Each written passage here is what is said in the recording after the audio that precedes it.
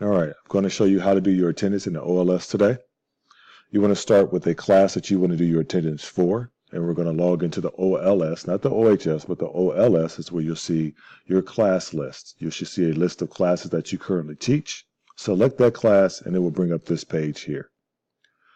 You can go right here to the left-hand side. You'll see the attendance tab. Select it.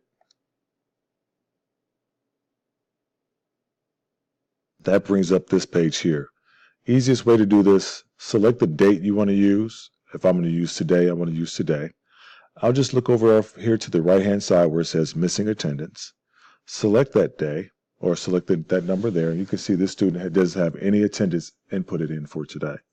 Now, if they didn't attend, keep it blank. Blank means no hours, 0 hours were obtained.